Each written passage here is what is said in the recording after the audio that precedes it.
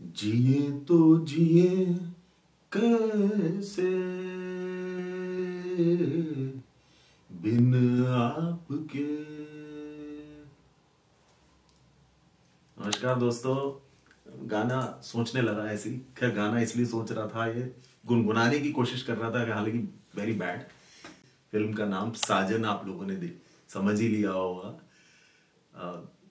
मुझे उम्मीद है कि आपको मेरे ब्लॉग अच्छे लग रहे होंगे, तो कमेंट करिए, लाइक करिए, शेयर करिए, और अगर चैनल सब्सक्राइब नहीं करा तो वो करिए। देखिए, मैं हर बार ये रिक्वेस्ट करता हूँ और अगर आप लोग करेंगे तो अच्छा लगेगा। खैर, फिल्म की चर्चा करते हैं। फिल्म का नाम साजन। रिलीज हुई फिल्म 30 अगस्त 1991। Produced by Sudhakar Bokade, directed by Lawrence D'Souza, written by Reema Rakesh Nath और lyrics by Sameer, music by Nadeem चमन। बहुत मशहूर इसके गाने हुए, 9 गाने थे इस फिल्म। कास्ट की अगर हम बात करें तो Sanjay Dutt as Sagar and Aman Verma, Madhuri Dixit as Pooja, Salman Khan as Akash Verma, Kader Khan as Rajeev Verma और रीमा लागू एज कमला वर्मा, और बहुत सारे इसमें कैरेक्टर्स थे जो कि आप फिल्म देखेंगे। मैं फिल्म की स्टोरी नहीं बता रहा हूं इसीलिए क्योंकि मुझे उम्मीद है कि सब लोगों ने देखी होगी। नहीं देखी हो देख लीजिए, मेरा बताना जरूरी नहीं, मैं तो सिर्फ फैक्ट्स आपको इंटरेस्टिंग बता रहा हूं। ये फिल्म 1991 की हाईएस्ट ग्रॉसिंग फिल्म थी, सबसे ज्यादा कमाई की थी। और इसमें 9 गाने थे और 11 फिल्म फेयर नॉमिनेशंस मिले थे, जिसमें इसमें 2 जीते थे, बेस्ट म्यूजिक और बेस्ट प्लेबैक सिंगर। म्यूजिक के लिए नदीम श्रवण और प्लेबैक सिंगिंग के लिए कुमार शानू। और मजे की बात यह है कि इन दोनों के ही सेकंड अवार्ड थे। पहले अवार्ड इन दोनों ने फिल्म आशिकी के लिए जीते थे। फिल्म की अगर हम बजट की बात करें तो लगभग 2.5 करोड़ रुपए की लागत आई थी उस समय इस फिल्म को बनाने में, और ग्रॉसिंग थी लगभग 18 करोड़। ये फिगर्स गलत या सही भी हो सकती हैं, अनवेरिफाइड फैक्ट्स हैं, ट्रेड सोर्सेज से मुझे मिले। फिल्म की स्टोरी की अगर हम बात करें, story written by Reema Rakesh Nath. Actually उनको आइडिया ये कहां से आया? वो एक फिल्म कर रही थी खुद, क्योंकि वो बहुत सुंदर थी या है, थी कहना गलत होगा। तो उन्होंने एक फिल्म की जवानी दीवानी। उस फिल्म के दौरान उनका एक एक्सीडेंट हो गया बहुत बुरा, जिसमें उनकी इंजरी हो गई थी और उनकी टांग में रॉड डालनी पड़ी थी और मुंह पे उनके 11 टांके आए थे। इनफैक्ट उनकी ये हालत हो गई थी उस समय, जो एक इतना सुंदर व्यक्ति और उसके साथ ऐसा हादसा हो जाए, तो तब ये लगा कि इनके साथ शादी कौन करेगा, इनकी आगे लाइफ क्या होगी। तब उनको ये आइडिया आया ऐसी फिल्म लिखने का। और अमन वर्मा जो संजय दत्त का किरदार है, वो इसी से इंस्पायर्ड है। यहां से स्टोरी डेवलप होती है। संजय दत्त का किरदार के लिए इनिशियली आमिर खान को अप्रोच किया गया था। इनफैक्ट वो फर्स्ट चॉइस थे और उनको स्टोरी भी बहुत पसंद आई। उन्होंने कहा भी ये कि ये इतनी बढ़िया स्टोरी है कि ये ब्लॉकबस्टर फिल्म होगी, लेकिन मैं इससे कंफर्टेबल नहीं हूं, शायद मैं इस रोल को जस्टिस नहीं कर पाऊंगा, इसलिए उन्होंने इस फिल्म को करने से मना कर दिया था। इनफैक्ट एक स्टोरी और है इस फिल्म के साथ कि प्रसन्नजीत चैटर्जी, उसमें बहुत बड़े एक्टर बंगाली फिल्म्स के थे, उन्होंने ऐसा अपने इंटरव्यू में कहा कि साजन की स्क्रिप्ट मेरे पास आई थी इनफैक्ट संजय दत्त वाले रोल के लिए, और उन्होंने अपनी डेट प्रॉब्लम्स की वजह से उस फिल्म को करने से मना कर दिया था। और सलमान खान का जो रोल है वो इनिशियली ऋषि कपूर के पास गया था, लेकिन उन्होंने भी डेट प्रॉब्लम्स की वजह से उसको मना कर दिया था। माधुरी दीक्षित वाला जो रोल है वो इनिशियली आयशा झुल्का को दिया गया था, और इनफैक्ट वो फर्स्ट डे शूट पे भी आई थी, लेकिन फर्स्ट डे शूटिंग पे ही उनको बहुत हाई फीवर हो गया।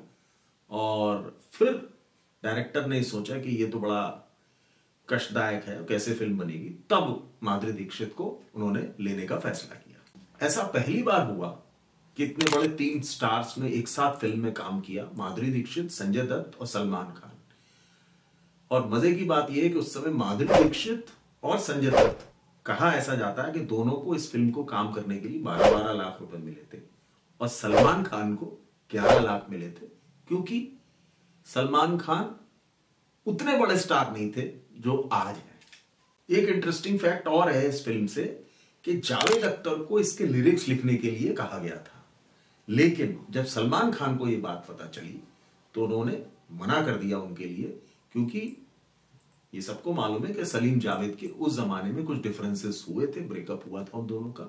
तो सलमान खान जावेद अख्तर से थोड़े से खफा थे उस समय, इसलिए उन्होंने मना करा, इसलिए जावेद अख्तर को इस फिल्म से हटा दिया गया था। फिल्म के म्यूजिक डायरेक्टर के साथ भी एक स्टोरी है। एक्चुअली इनिशियली लक्ष्मीकांत प्यारेलाल को अप्रोच किया गया था इस फिल्म का म्यूजिक देने के लिए, लेकिन लक्ष्मीकांत प्यारेलाल उस समय सुभाष घई की फिल्म के साथ बहुत बिजी थे और बहुत कुछ डीले करते चले गए वो, और लॉरेंस डिसूजा बहुत परेशान हो गए कि फिल्म बनने लगी और उनके पास फिल्म के लिए म्यूजिक नहीं था। तब मजबूरी में ये लोग नदीम श्रवण के पास गए और उन्होंने फौरन हाँ कह दी। इनफैक्ट लक्ष्मीकांत प्यारेलाल से कम फीस में उन्होंने इस फिल्म का म्यूजिक दिया, जो इतिहास बन गया। सलमान खान उस समय बहुत पॉपुलर हो रहे थे। इनफैक्ट उनकी ये 7वीं हिट थी इन अ रो। इससे पहले उनकी 6 फिल्में लगातार हिट हो चुकी थी, जिसमें कुर्बान, लव, बागी, पत्थर के फूल, मैंने प्यार किया और सनम बेवफा जैसी फिल्में थी। ये 7वीं उनकी फिल्म थी। लॉरेंस डिसूजा जो इस फिल्म के डायरेक्टर हैं, साजन उनकी one of the biggest hits रही इनफैक्ट उनके करियर की। हालांकि उसके बाद भी उन्होंने और फिल्में बनाई, जैसे सपने साजन के, दिल तेरा आशिक, आरज़ू हिट भी हुई, लेकिन इतनी बड़ी हिट नहीं हुई। साजन उनकी करियर की बेस्ट फिल्म मानी जाती। इतनी मशहूर फिल्म, इतनी सुंदर फिल्म, और बनाने में कितने दिन लगे थे? सिर्फ विश्वास करें 36 डेज, इतने में ही बन गई थी फिल्म। ये फिल्म एक्चुअली अप्रैल 1991 में कंप्लीट हो गई थी। रिलीज होने से 4 महीने पहले की बात बता रहा हूं मैं आपको। तो लॉरेंस डिसूजा डायरेक्टर हैं, उनको ये लगा इस फिल्म में कुछ कमी है। तब वो नदीम श्रवण के पास आए और उन्होंने कहा कि मुझे कोई आइटम नंबर टाइप का कोई चाहिए, पेपी नंबर जिसे कहते हैं। तब नदीम श्रवण ने उनको देखा है पहली बार गाना दिया, वो बाद में फिर उसमें इस्तेमाल हुआ। और आज आप सोच सकते हैं कि साजन विदाउट देखा है पहली बार, क्या हम लोग इमेजिन भी कर सकते हैं? ऐतिहासिक है, लैंडमार्क है। माधुरी दीक्षित एक गाने को लेके बहुत खुश नहीं थी। वो गाने का नाम है तू शायर है, उसमें उनका डांस स्टेप्स है। इनफैक्ट उन्होंने चिन्नी प्रकाश जो कोरियोग्राफर हैं इस फिल्म के, उनसे कहा कि मैं कंफर्टेबल नहीं हूं, लेकिन चिन्नी प्रकाश ने उनको कन्विंस किया कि नहीं, यही स्टेप्स इसके लिए सही हैं, और उनकी बात मानी माधुरी दीक्षित ने और उसमें उन्हीं के हिसाब से परफॉर्म किया। और खैर ये गाना बहुत हिट हुआ और उनकी परफॉर्मेंस बहुत अप्रिशिएट हुई। जिए तो जिए कैसे, मैंने शुरू में ये शायद गुनगुनाया भी था, गाना बड़ा हिट है। एक्चुअली इसके 2 वर्जन शूट हुए थे जो फिल्म में इस्तेमाल किया गया। एक वर्जन सोलो वर्जन है जो सिर्फ पंकज उदास ने गाया है, और दूसरे वर्जन में 4 सिंगर्स हैं जो बहुत रेयर होता है।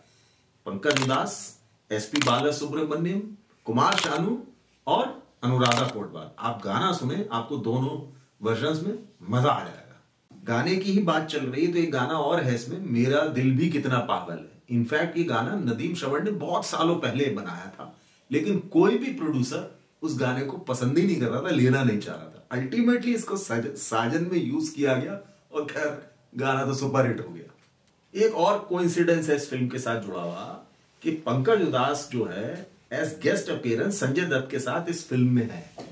ऐसा दूसरी बार हुआ। ऐसा पहली बार भी संजय दत्त के साथ उनकी एक और फिल्म नाम में भी ऐसा ही हुआ था, जब पंकज उदास एज गेस्ट अपीयरेंस उनके साथ थे। ये 2 बार हुआ है, संजय दत्त एंड पंकज उदास।